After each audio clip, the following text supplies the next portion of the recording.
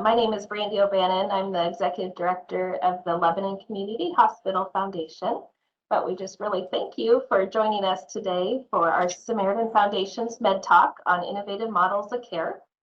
Today's forum is presented by our Samaritan Pride partner, Thompson Timber Company. Thank you, Thompson Timber. And before we get started today with our panel, I just wanted to review a couple of housekeeping items. If folks wouldn't mind keeping themselves muted until the end of the presentation when we have time for questions and answers. And also, if you want to, once we start the presentation, if you'd like to turn off your cameras, that will help minimize distraction. We'll be sharing a PowerPoint. So again, thank you so much for joining us. We are recording today's session, and we'll be sending out a recording to everyone that attended along with the survey. So I'm honored today to help facilitate this conversation, and I'm going to introduce my three Samaritan colleagues who are going to share today. So I'm going to go ahead and read those bios, and then we'll start with the presentation and start with the PowerPoint. So welcome to Rosa Wolff. Rosa is a population health nurse who is working on developing and implementing outpatient programs for the communities of Benton, Lynn, and Lincoln counties. Rosa has always been passionate about preventative and holistic health care. She earned her bachelor's in public health at Oregon State, later becoming an RN with a BSN from Oregon Health and Science University. Rosa is also a nationally board certified diabetes educator, promoting compassionate care through her whole human approach, gentle communication style, and advocacy. Rosa has been working for Samaritan for the last 4 years, contributing and leading the development and implementation of long and short-term approaches to care. Rosa has been most recently volunteering and collaborating with the development of diabetes education classes for low literacy individuals through the InReach Free Clinic and the Global Nutrition Empowerment Organization. Thanks for joining us, Rosa.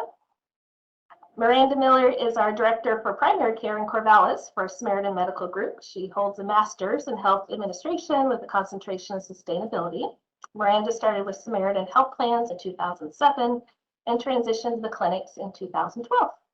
She has previously served on the board for Corvallis Housing First and currently serves on the board for Women Investing in Samaritan Health. Her passions include population health strategies, sustainable community collaborations, and other long-term strategies. And my colleague on our foundation team, Haleigh Gallegos, is our strategic program specialist for the Samaritan Foundations. Haleigh recently completed her master's in health administration. Her healthcare career started in 2016 at Oregon Health and Science University, working with families and children with special health needs. Her journey in the field continued when she accepted a role within Samaritan Health Education Department. She's a volunteer philanthropy advisor for a women's organization at Oregon State and was able to find an opportunity to blend her experience in healthcare and passion for philanthropy within our foundation's team. So what an impressive bio and background of all three of these wonderful professionals. We're really proud and excited. They're part of our team, and I'm going to go ahead and turn it over to our great panelists, and I will start sharing the screen, ladies, so that you can advance with your presentation. So welcome, Rosa, who I believe is trying to begin.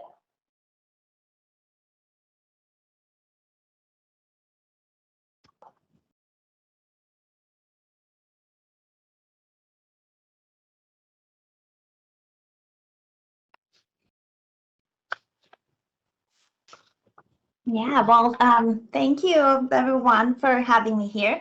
This is very exciting. As Brandy was mentioning, I am the manager for the SHS Population Health in the Care Hub department.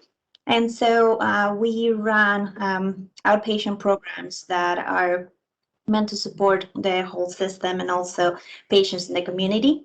We are a team of registered nurses, of social workers, care coordinators, which have clinical background, and also community health workers. And our mission is to provide comprehensive whole person care and coordination of services and the community.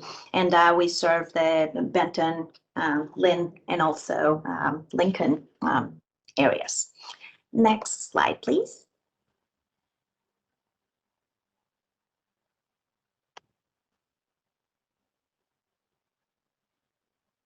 Oh.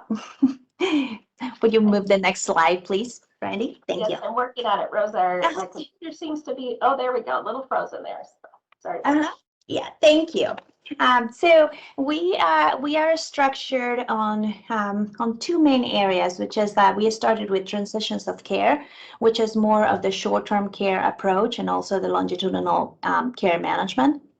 Under the transitions of care, we have our initial program was the home transitions program, and then we expanded that to the homeless care coordination and outreach. And then from the home transitions program, we started noticing a lot of the needs for other areas in which we could support the system. And so we are providing also COVID monitoring for those patients that do not have any primary care providers. We also are doing some testing and vaccinations, COVID vaccinations at home. Actually, recently, we just started doing also flu vaccinations at home. From the homeless care coordination and outreach, well, as mentioned, we are actually actively outreaching to our houseless community, and also we provide a program with respite beds that I'll explain a little bit more in a little bit. And from the transitions of care, we also provide other services as medication reconciliation for Medicare Advantage patients that have been recently discharged from our hospitals. And the more longitudinal care management is our work that we started about 2.5 years ago with the clinics. Currently, we have a couple of clinics that we are working with, and I will expand a little bit more on that. But for those patients, we provide more of a long approach of care. And let's move to the next slide, please.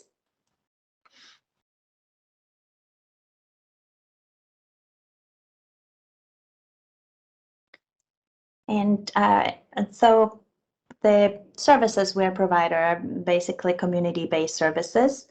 We are providing the services to patients, and we are collaborating with our clinicians, clinics, care teams, care coordinators, also with our hospitals, discharge planners, and also with all of the care management team from the Samaritan health plans. And also we work with community-based organizations. Next slide, please. Our goals are to really empower patients and support their self-management journey. And this is at home and also in the community, their community settings. And also we like to help prevent admissions or readmissions, and also those avoidable emergency department visits. We also are providing and connecting patients to resources that are available in the community. Next slide, please. This is more of a view of how we are interacting and how we are supporting the community. We're supporting the health plan. We're supporting also SMG by collaborating with wraparound services for all of these patients, mainly for the highest risk patients is where we are working with. And so we are, as mentioned before, we're assisting with medication reconciliation. Many times we are helping physically obtain medications for patients, reinforcing AVS from post-discharge, and also the plan of care for these patients. At the same time, we are helping with care coordination, which could be transitional support, could be transportation, could be food, and any other of the social determinants of health. Next slide, please. We are working on as a team-based approach, and which means that many times we are helping patients that can be cared for by all of them, well, not all of our team, but we assign a team per se that a patient could be working with one of our RNs, social worker, care coordinator, and also our community health workers. And so And so many times it has happened that sometimes a patient starts at a homeless outreach program, and then they become a chronic care management patient, or also it could be they could start from a referral from the home transitions program, which is a post discharge, and then they become part of our chronic care management patients as well. Next slide, please. A little bit more of a deep dive into the home transitions. We started this home transitions program with only heart failure patients, where we were educating them at the hospital prior to discharge. We have a heart failure educator, which visits with patients, especially with those that are at high risk and or newly diagnosed. And so post the education, which happens 1 to 2 days before they discharge, they get handoff to one of our home transitions nurses, who then would visit with the patients either via phone or a home visit, or both, and then support with education, reinforcement of care plan, care coordination, and social support as well. Our goal is to follow them for at least 30 days, but sometimes we do have situations in which we would follow them a little bit longer because they require more support from us to be successful at home.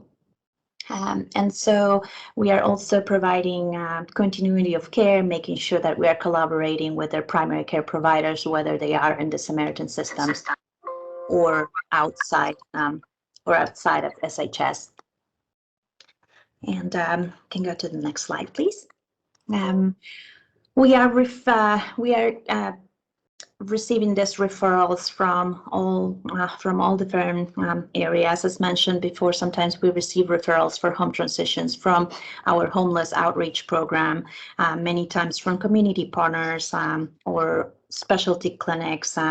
We have collaborated, continue to collaborate with some of those patients that are high risk, and they have some orthopedic surgery, or they have a TAVR, and so we try to provide the care at home and make sure that they have everything that they need when they get there.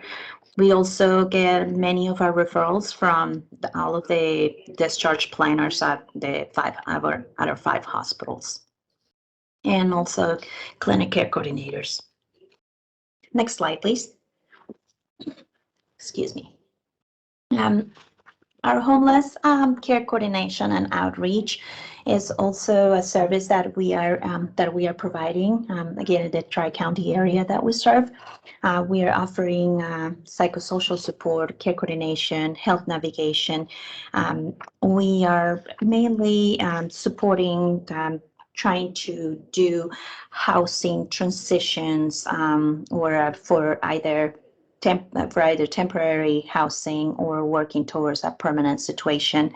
We are also providing help with food and again with any other of the social determinants of health that are in need. In this particular area, we're also working with respite beds, which is part of our Paraclet program.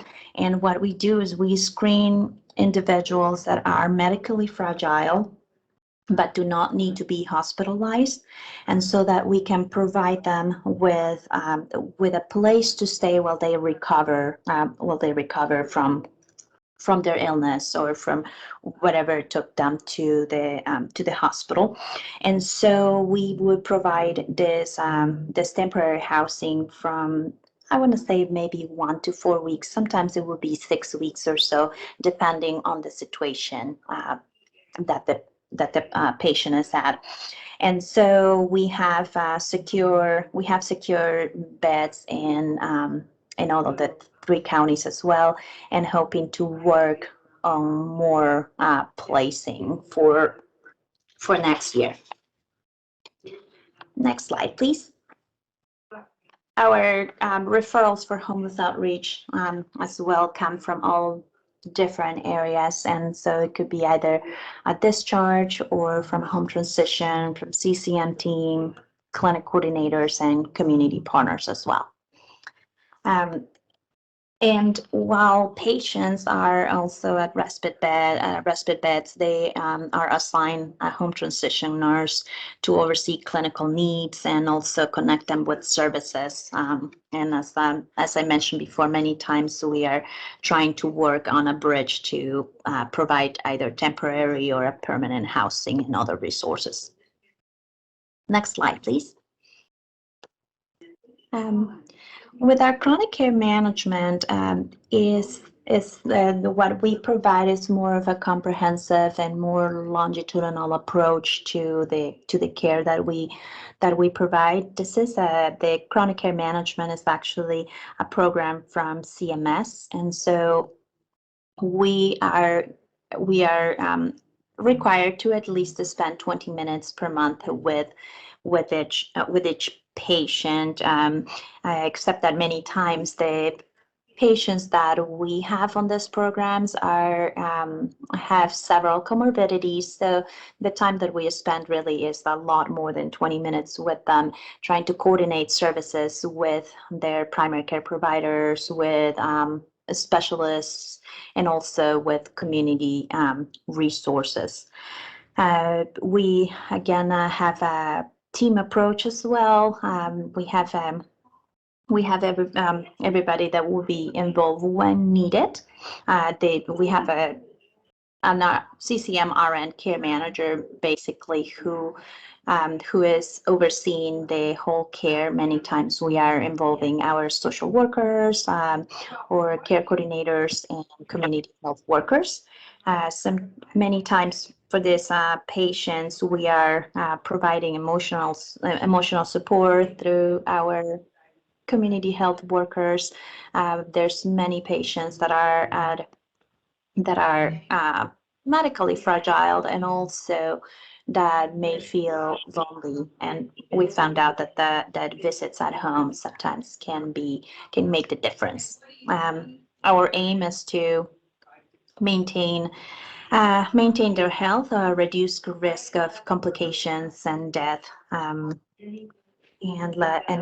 last year we had a reduction for our 2020 cohort compared to the previous year. All of those patients that were enrolled had a reduction of 17% on emergency department visits and 29% of hospital admissions. Can go to the next slide, please. The referrals are for all of those that qualify with 2 or more chronic conditions and that are a Medicare beneficiary can be referred to our programs. At this moment, we are only working with a couple of the clinics, the Geary Street Clinic and the Toledo Clinic. We would like to expand as soon as we are able and have the resources and bandwidth to do so. But most of our referrals are really high-risk patients. At the moment, we have about 52% of our panels are high risk. Then we have 18% rising risk, and then we have 30% low risk. So most of the patients that we serve are high utilizers, and many of them as well are IHN patients. Next slide, please. As I was mentioning, we are working with the Samaritan Albany Geary Street Clinic and the Samaritan Toledo Clinic. We do have a couple of patients that are at the Samaritan Internal Medicine and at the Samaritan Residency Clinic. And we are looking into expanding those services hopefully in 2022. And next slide, please.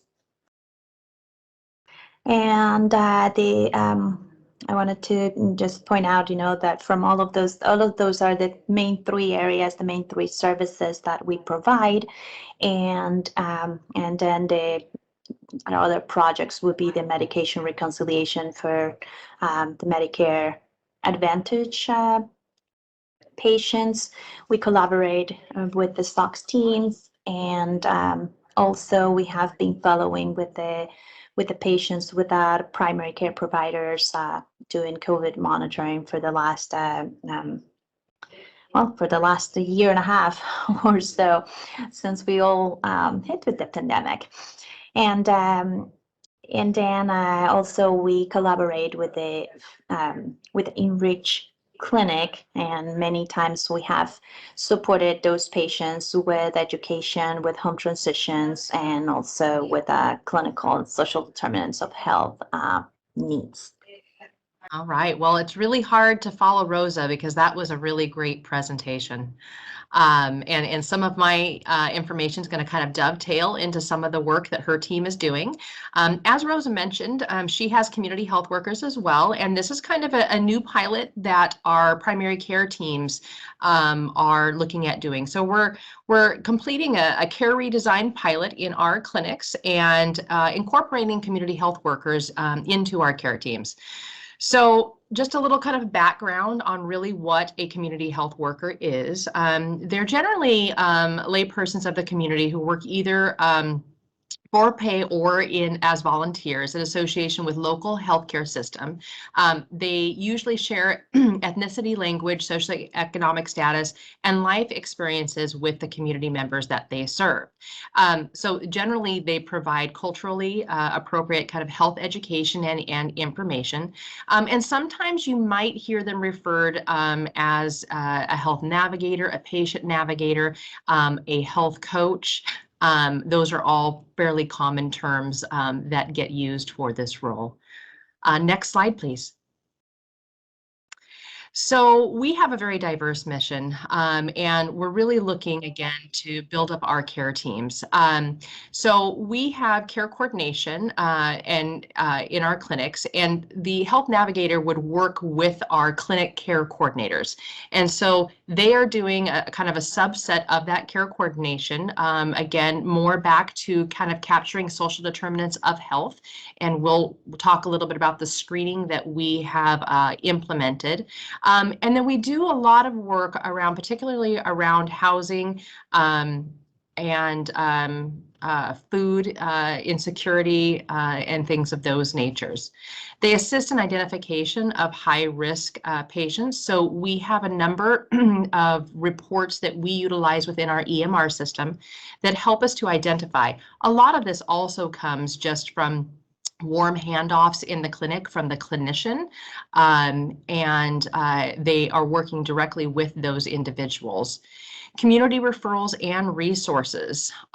So we are constantly working and building our relationships with our community partners.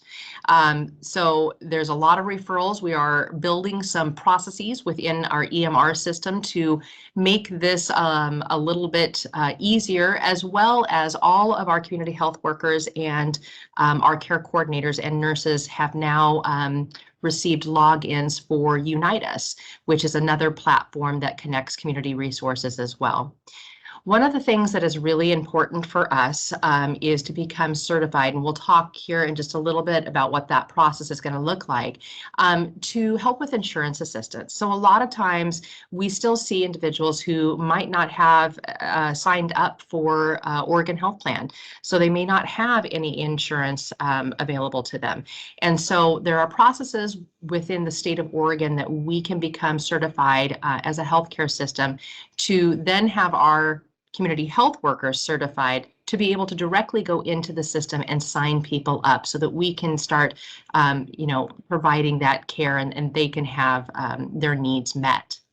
And then patient assistance. So a lot of this, again, is determining what the needs of the patient are. And oftentimes they're meeting the patient or the individual where they're at. So it doesn't have to be in the clinic.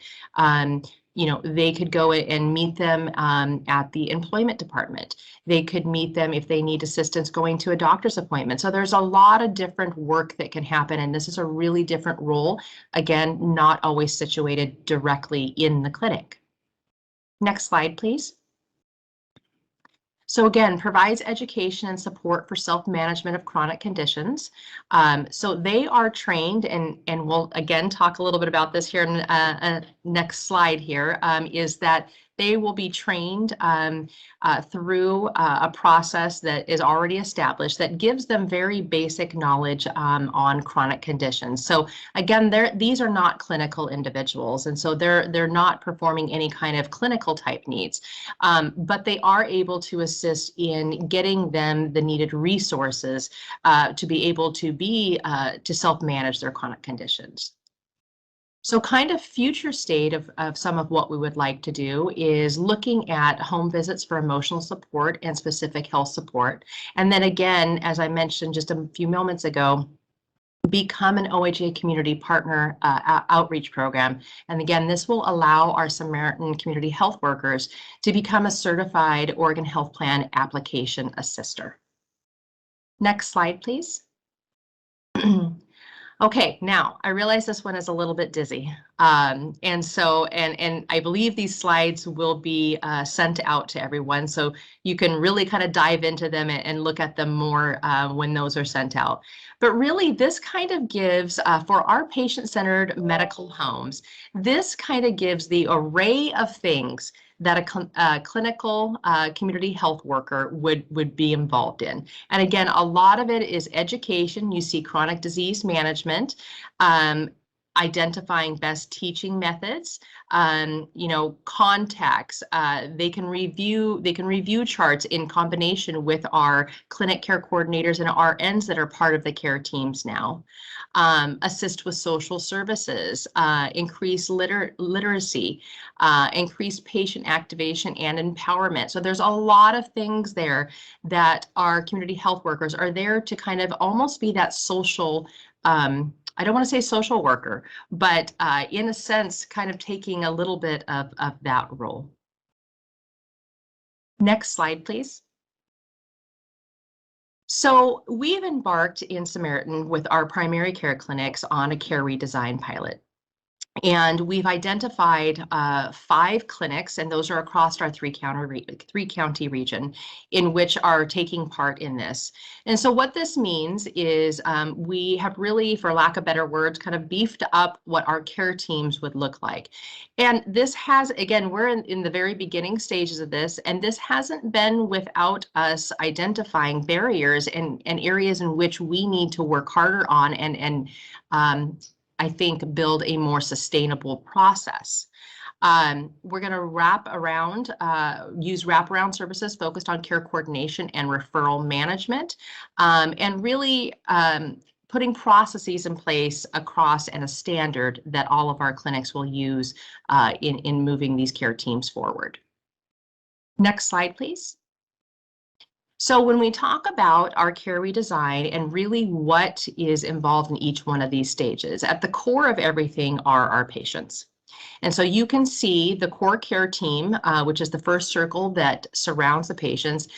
That itself is really kind of it's the clinician, it's their back office team, it's their front office, and if they have one, a scribe as well.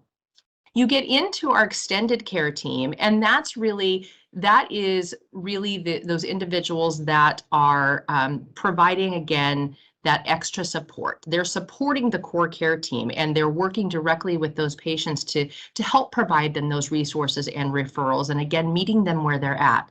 So as you can see on here, one of them that looks like a little person there, it says it's a health navigator, again, another way that we refer to a community health worker. So really one of those one of those areas in which we're putting as part of that extended care team. They would work directly with the clinician, the back office team, and the patient as well, as again, the patient is at the center of all of this. Next slide, please. So something that is really important is for us not to redevelop the wheel here or recreate the wheel. We have had a long-standing relationship with Benton County Health Department with the community health workers. So we have dabbled in having a couple of our clinics in the past have community health workers, and it was a wonderful experience. What Benton County has done is they actually went through and had a CCO DST grant, which is just a grant from our Medicaid payer, our IHN CCO, that helped them develop a training hub. And the training hub itself has all the components to train a community health worker. So, really, we, we'd like to be an expert, but they've been doing this for years and they have developed a fantastic program. So what we have done is created a partnership with them. And as we hire community health workers, they go through a training program at Benton County Health Department. It's been extremely successful so far. And they have individuals that they spend a lot of time, and you can kind of see the breakdown. The training program itself is 8 weeks long, 90-hour core curriculum for the Tri-County CHW training, 30 hours of clinical curriculum, and then 188 hours of practicum with clinical CHW training supervisors. So they get resource practicum with resource navigation team at Benton County, and then 156 hours of that clinical practicum with the CHW training supervisors and navigation team. So a lot of time is put into this. And this is before they really even step foot inside of our clinics to start doing the work. They then come into our clinics, and Benton County Health Department helps them get situated with what that looks like with working inside of a clinic. So it's been a great process so far. Next slide, please. So for primary care, our community health workers right now have been focused on social determinants of health. And so particularly just capturing it. This is an area in which we are really trying to increase within Samaritan. So we have a couple of tools in which we utilize to do this. So we, within our Healthy Planet, so Healthy Planet is a module that our EMR system has. We have a social determinants of health portion of that. And so there are care plans and ways to capture the type of social determinant of health in which that patient needs assistance with. We utilize our MyChart for screenings. They're sent out automatically with specific appointments that are scheduled in our system. So we're hopefully capturing a lot of that work coming through. And then we also have a formal social determinants of health screening form that is handed out to specific visit types that happen at the clinic. We actually started getting so many back that we actually had to define certain visit types that we were doing this at, as we were afraid we were going to be unable at this time to spend the time needed with each of the patients, because we got such great feedback and people really wanting some assistance and information on certain areas. Next slide, please. So this is a little small to read, so I apologize, but on average right now, we were receiving about 100 forms each week at the pilot sites of those social determinants of health screenings. They're happening primarily at ED follow-up visits, hospital follow-up visits, our annual wellness visits, physicals, PAP and pelvic, new patient, and well care visits. So all of those are being given our social determinants of health screening. And again, if those appointments are scheduled as well, they'll first get it through MyChart if they have an active MyChart. And if not, they are given that by the front desk. And then really what happens is the community health worker works with the back office and the clinician to really take a look at what the patients are saying on the screening forms. We then utilize our social determinants of health care plan to track any follow-up needed for resources, and our community referral process that is in Epic.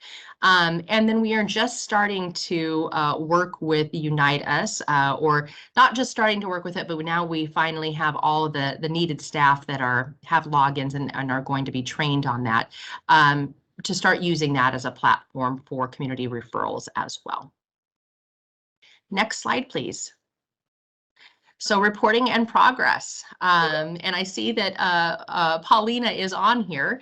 And so she has been an absolutely outstanding partner in this. So Paulina Kaiser, who's the Director of Samaritan Health Outcomes Research and Evaluation, is assisting in evaluating some of our social determinants of health data from our EMR system. And that includes our care plans that we're using. Since this is kind of a new process for us, and we're really just starting to put a lot of energy behind it, we really want to kind of get a baseline and then really start developing and seeing what are those areas within the community that maybe we need to focus even more on. So part of it is ensuring that we close the loop. We need to have a process in which, when we understand that a patient is in need of a specific resource, ensuring that they're getting that resource. So not just taking in the information, but making sure that that patient has received it and their questions are answered. We're assisting them either getting to that resource if need be. Health risk reduction. So by providing them these resources and meeting the patients where they're at, and really, surrounding them with a care team, we're hoping to reduce risk in their health as they're getting the care that they need. And then, as I mentioned a moment ago, identifying that community need. So we may start to see that, the majority of our care plans are around housing, or they're around food security, insecurity, or transportation. So where are those areas? And maybe it's not even one of those. Maybe something comes up where we notice that there's a trend happening and we need to start to focus more on that. So Paulina is certainly going to assist us in helping with that, as well as reporting data capture from Unite Us, as that is another resource and referral platform that we are starting to use. Next slide. Oh, perfect. So as I mentioned, this pilot has not been without barriers, and we're learning a lot from it. So I want to be encouraged by this slide in knowing that we are working very diligently on this. So one thing that has become very apparent to us is a community health worker role is a very challenging role. It can be emotionally challenging, it's exhausting, and we need to have a better kind of wraparound service for the the community health workers. We need to ensure that they have a solid team, that they're able to bounce things off of individuals, and that they have a way to talk about everything that is going on. So we started in the early part of this year with 3 community health workers. And you can see those 3 were at Gary Street Family Medicine, Samaritan Internal Medicine, and Sweet Home Family Medicine. At the coast, we are still working on getting community health workers there. We, in November of this year, we did lose the Gary Street and the Samaritan Internal Medicine community health worker. And I think a lot of that comes back to ensuring that we have a team that we can kind of wrap our arms around them and make sure that they're getting supported from their end. So that is what we're working on right now, is ensuring that we have additional processes, meetings in place to be able to do that. So going forward, those 2 clinics that did lose community health workers are have actually hit the hire button on 1 for each of those clinics. So we're hoping that we'll have some acceptances, and then we'll have 3 community health workers again. And then Samaritan Family Medicine Resident Clinic, they're not a pilot clinic, but they were one of the clinics that in the past had a community health worker from Benton County Health Department on site. They have recognized the worth of this position. And so our system is allowing them, even though they're not a pilot clinic, to go ahead and hire another community health worker. They will go through the exact same process that all the pilot clinics are going through as well. And I think that is it. Thank you. Good afternoon, everybody. My name, again, is Haleigh Gallegos, and I am the Foundation Strategic Program Specialist with the Samaritan Foundations. A large part of that role is managing our foundation's patient support program. Before I jump into what this program is, I want to just take a moment to really tie this all together. So we just heard from Rosa and Miranda about the amazing services offered to patients. And through this program, I actually get to work with their team members and provide foundation support to financially vulnerable patients. So the Foundation Patient Support Program is an all 5 foundation-sponsored system program. It's accessible for any Samaritan employee to apply on behalf of their patients, and we're offering financial support based on individual patient needs. Next slide, please. The purpose of the program is really to provide an opportunity for equal access to care and safe discharge, and we do this in numerous ways, one of which is assisting patients with out-of-pocket expenses, supporting patients with healing and safe recovery, and offering our staff a last resort resource for their patients. Next slide, please. So I wanted to pause here and really take a moment to share an impact moment that an oncology social worker had shared with me just a few months ago. She was happy to share that a particular patient had gained 3 pounds this past month, and he contributes it to drinking the Ensure that he received through this program. He was really excited to share that with her and super hopeful that he may gain another 3 pounds this month. He usually needed a wheelchair to come into the clinic, and today he was walking all by himself. And I'm happy to share that this patient has actually gained 16 pounds since this initial impact moment was shared with me. Next slide, please.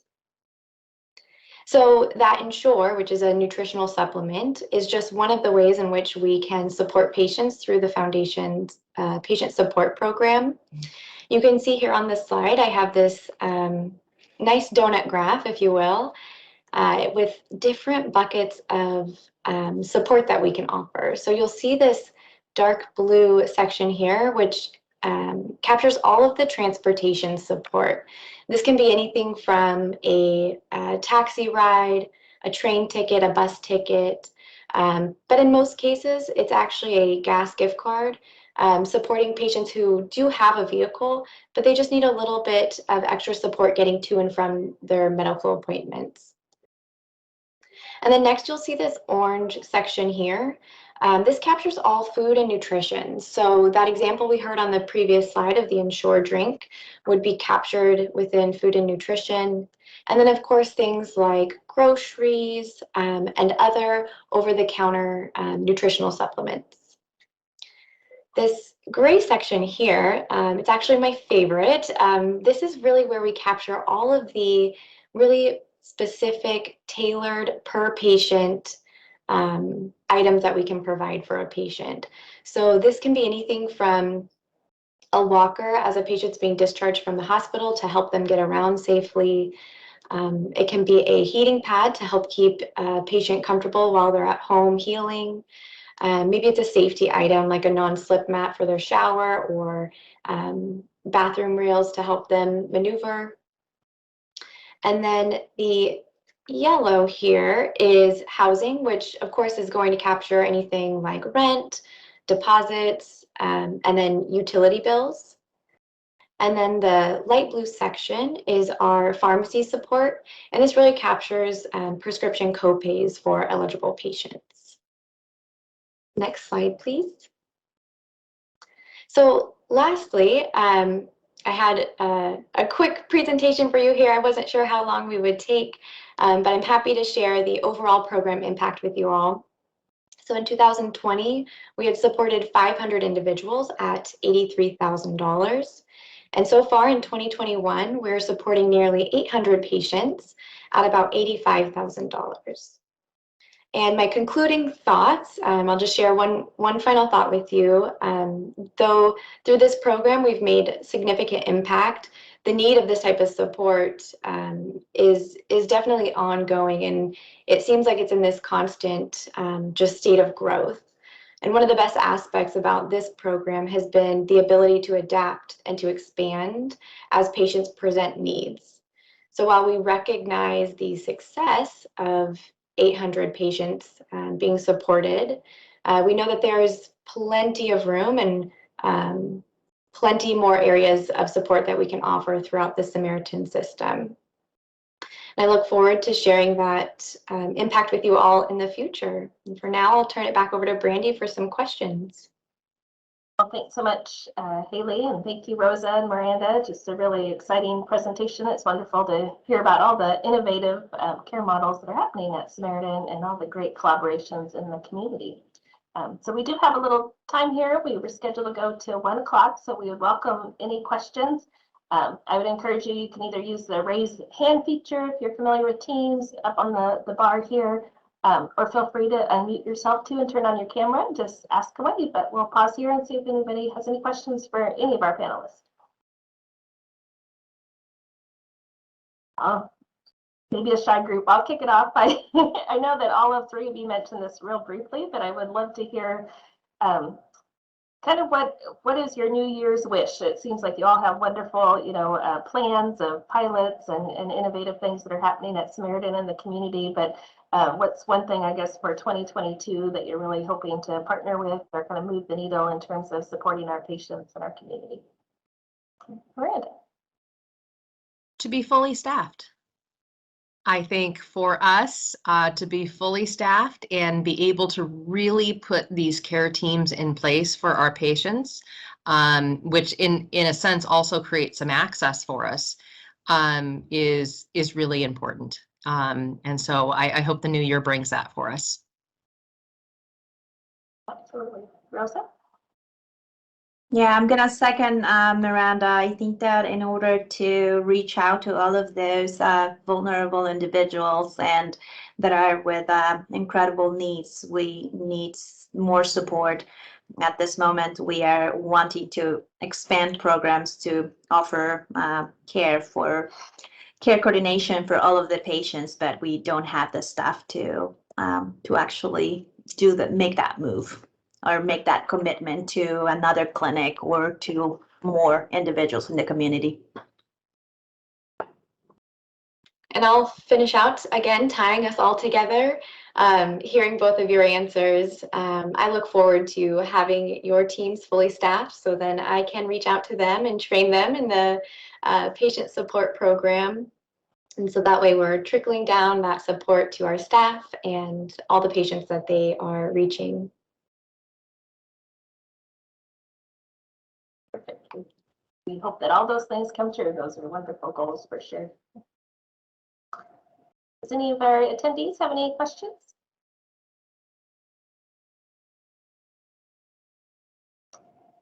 Well, hearing none, we might give folks a little bit of gift of time. I know a busy lunch hour. So again, Rosa, Miranda, Haleigh, thank you for coordinating and presenting today. Thank all of our attendees for joining us. We appreciate Thompson Timber for helping sponsor and present today. And please watch your email. So you'll be getting a follow-up email that has a survey. We'd love to hear your reactions to today's program. Also have the recorded link to this presentation. So if there's colleagues or people that you'd like to share with it, please do so. And then I always like to put a plug for future meetings as well. Please check the Healthy Minds, Healthy Bodies seminar list on the website. That'll be in the email, but we have some great talks in December about year-end giving, and then also all of our hospital CEOs are giving kind of a year-end review. So it's a great time to kind of hear about all the great other work that's happening in Samaritan across our system. So have a wonderful afternoon.